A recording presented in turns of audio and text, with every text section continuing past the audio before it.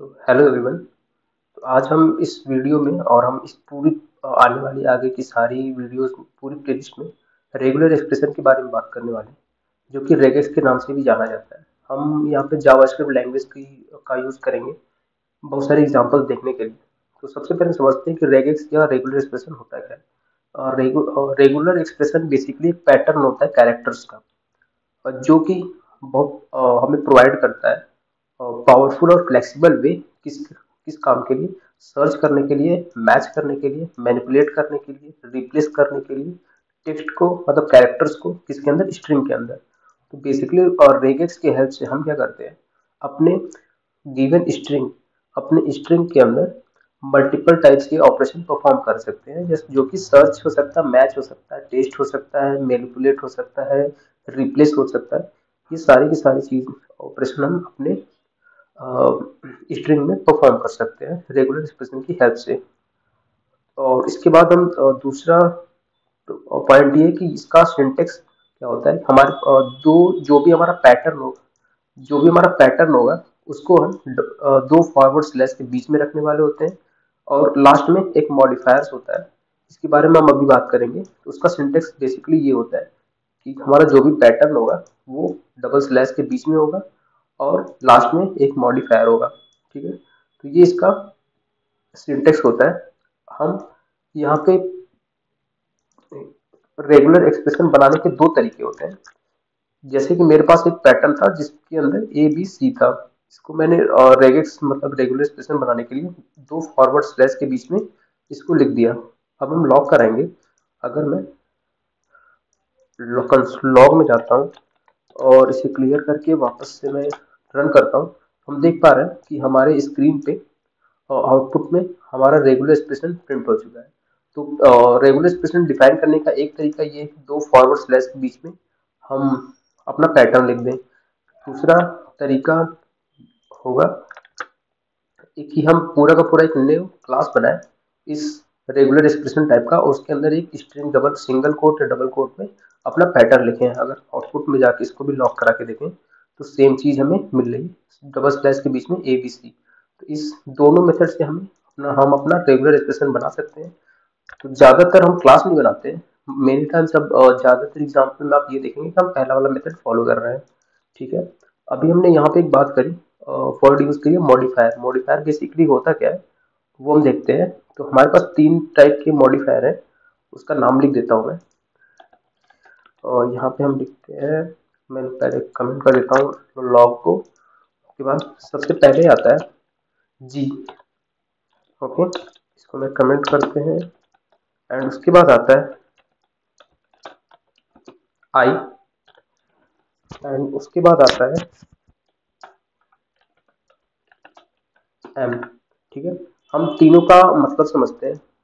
जी represent करता है global global match को। मतलब अगर हमें कोई स्ट्रिंग दी है और उसके लास्ट में लाइक ये था, और यहाँ पे अगर हम जी लगाते हैं तो इसका मतलब ये होता है कि हम ये जो पैटर्न मैच कराने की कोशिश कर रहे हैं, जिस भी स्ट्रिंग पे मैच कराने की कोशिश कर रहे हैं, या फिर इस पैटर्न की हेल्प से हम आगे कोई भी ऑपरेशन परफॉर्म करने की कोशिश कर रहे हैं, वो ग्लोबली उस दूसरी वाली स्ट्रिंग के ग्लोबली लगेगा। मतलब पूरे के पूरे स्ट्रिंग पे लगाना है अगर हमने जी लगा दिया तो। अगर हम आई लगाते हैं किसी भी पैटर्न के बाद में, मतलब मॉडिफाइड प्लेस पे अगर हम आई लगाते हैं, तो इसका मतलब ये होगा कि जो ऑपरेशन परफॉर्म होने वाला है वो केस सेंसिटिव नहीं होगा। Case insensitive. ओके, तो ये केस सेंसिटिव नहीं होगा अगर हम किसी भी पैटर्न के डबल स्लैश के बाद में मॉडिफायर के प्लेस पे हम आई लगाते हैं तो। और यम जो रिप्रेजेंट करता है वो मल्टी लाइन मैचिंग को रिप्रेजेंट करता है। Multi line match multi line matching को, सॉरी स्पेलिंग गलत है, मल्टी लाइन मैचिंग को रिप्रेजेंट करता है। ठीक है, तो ये तीनों मॉडिफायर्स के नाम से जाने जाते हैं। ठीक है, और हम एक एग्जांपल के हेल्प से समझने की कोशिश करते हैं। तो मान लेते हैं मेरा पैटर्न एक है, मेरा पैटर्न है ए ई आई ओ यू। ये मेरा पैटर्न है जो मुझे सर्च करना है किसी भी स्ट्रिंग से। तो ये तो पैटर्न हो गया, P A double T E R L. ठीक है, अब इसको लिखेंगे कैसे पैटर्न अपने रेगेक्स में। तो डबल स्लैश के बीच में ये पूरा का पूरा ए ई आई ओ यू, ये हमारा रेगुलर एक्सप्रेशन बन गया।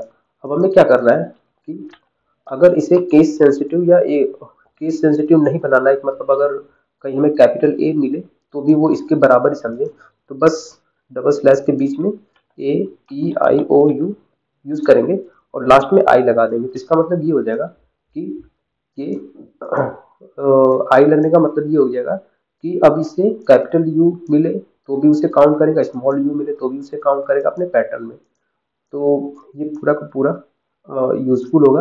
और लास्ट में अगर हमें जी लगाते हैं तो सेम वो पूरा का पूरा पैटर्न, ये पैटर्न जो पूरे के पूरे ग्लोबली स्ट्रिंग में अप्लाई होगा। और यहाँ पे अगर हम तीसरा एम लगाते हैं तो वो मल्टी लाइन मैचिंग करेगा, मतलब एक से ज्यादा अगर लाइन हमारे स्ट्रिंग में है तो वो सबके साथ मैच करेगा। तो मैंने कुछ एग्जांपल लिख रखे हैं, वो हम समझने की कोशिश करते हैं।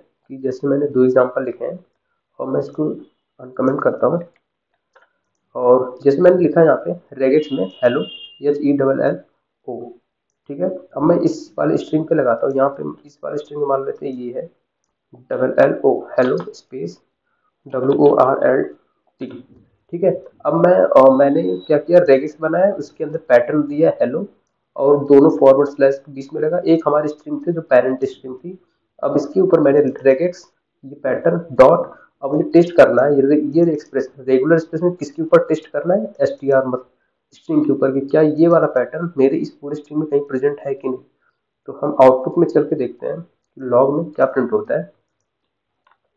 अगर हम करते हैं तो ये फॉल्स दे रहा है। ये फॉल्स क्यों दे रहा है, क्योंकि यहाँ पे रेगुलर एक्सप्रेशन में मैंने ये कैपिटल एच किया है। तो अगर मैं यहाँ पे आई करूँ, ठीक है, अब हम करते हैं तो ये ट्रू दे रहा है। क्यों, क्योंकि अभी हमने डिसाइड यहाँ पे देखा था कि जो आई होता है वो मॉडिफायर के प्लेस पे अगर हम आई लिखते हैं तो वो क्या करता है, पूरे के पूरे पैटर्न को केस इनसेंसिटिव बना देता है। तो यहाँ पे ये इससे एच मिला बट उसे स्मॉल एच और कैपिटल एच दोनों एज सेम काउंट करना है, तो उसे ट्रू दे रहा है वो, ठीक है। तो इसको हम कमेंट करते हैं। दूसरा एग्जांपल देखते हैं, जैसे कि मतलब मेरे पास ये एग्जांपल है हेलो वर्ल्ड, ठीक है, और मेरे पास ये पैटर्न है ए ई आई ओ यू, ठीक है। इस अब हमें करना क्या है कि अगर मैं ये कर्ली ब्रेसेस नहीं लगाता, ये स्क्वायर ब्रैकेट, सॉरी, ये स्क्वायर ब्रैकेट नहीं लगाता, तो ये क्या करता, ये पूरे का पूरा पैटर्न इसको एज इट इज इस वाले स्ट्रिंग में ढूंढता, नहीं मिलता। लेकिन मुझे अभी क्या करना है कि इस हमारे पास ए ई आई ओ यू, इनमें से कोई एक भी कैरेक्टर अगर मुझे इस स्ट्रिंग में मिलता है तो ट्रू चाहिए। मतलब मुझे बस ये ढूंढना है कि क्या इस पूरे स्ट्रिंग में कोई भी वॉवेल प्रेजेंट है या नहीं, ठीक है। ऐसे सिनेरियो में हम क्या करेंगे कि इस पूरे पैटर्न को हम स्क्वायर ब्रैकेट में डालेंगे। अब सेम चीज टेस्ट करेंगे, टेस्ट वाले मेथड को यूज करके कि रेगुलर एक्सप्रेशन टेस्ट करना है, किसके ऊपर करना है, अपने जो स्ट्रिंग थी उसके ऊपर करना है। तो हमने क्या किया, डॉट टेस्ट डॉट उसके अंदर अपना पूरा पैराम मेन वाली स्ट्रिंग पास कर दी। अब हम आउटपुट में चल के देखते हैं तो ये ट्रू दे रहा है। क्यों, क्योंकि इस वाले स्ट्रिंग में ई भी प्रेजेंट है, ओ भी प्रेजेंट है। अगर मैं ओ हटा देता हूँ, यहाँ से ओ हटाता हूँ, यहाँ से ई हटाता हूँ, अगर अब हम देखेंगे आउटपुट में तो ये फॉल्स देगा। क्यों, क्योंकि इस कैरेक्टर में से कोई एक भी ऐसा कैरेक्टर नहीं जो यहाँ पे प्रेजेंट है। तो सेम तरीका यहाँ पे भी एक बार आई वाला अप्लाई करके देखते हैं। जैसे मैं यहाँ पे ओ कैपिटल करके प्रेजेंट करता हूँ, ठीक है, यहाँ पे आई ऐड कर देता हूँ लास्ट में। अब मैं आउटपुट में चल के देखता हूँ तो ये ट्रू दे रहा है। क्यों, क्योंकि अगर मैं इस ई को भी हटा दूँ, ठीक है, अब इस वाले कैरेक्टर में सारे स्मॉल है, यहाँ पे ओ प्रेजेंट है लेकिन ये कैपिटल में है। अगर हम आउटपुट में देखो तो ये अभी भी ट्रू दे रहा है। ये अभी भी ट्रू क्यों दे रहा है, क्योंकि अ, हमने यहाँ पे लास्ट में आई लगाया और इस आई लगने की वजह से इसने इस पूरे पैटर्न को किस इनसेंसिटिव बना दिया। और इसकी वजह से क्या हुआ कि अगर इसे कैपिटल आई और कैपिटल ओ और स्मॉल ओ इसको इसने सेम ट्रीट किया है दोनों को, तो इसे ये मैच हो गया और ये ट्रू दे दिया इसने। तो इस वीडियो में इतना ही। हम अगली वीडियो में और भी एग्जांपल्स और भी पैटर्न्स के साथ आएंगे। और रेगुलर एक्सप्रेशन की एक अच्छी बात है कि आप जितना ज़्यादा एग्जांपल्स के साथ प्रैक्टिस करेंगे उतनी अच्छी आपको लर्निंग मिलेगी इससे। तो थैंक यू। हम अगली वीडियो में फिर मिलेंगे किसी और भी एग्जांपल्स के साथ।